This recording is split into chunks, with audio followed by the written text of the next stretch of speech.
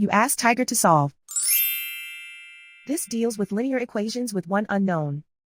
The final result is x equals 131 over 252. Let's solve it step by step. Simplify the expression.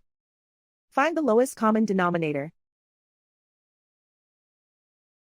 Multiply the denominators. Multiply the numerators. Combine the fractions. Combine the numerators. Swap sides.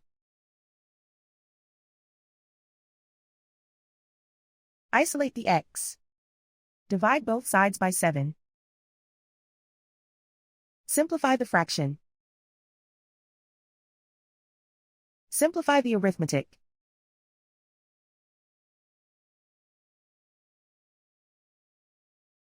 And so the final result is x equals 131 over 252.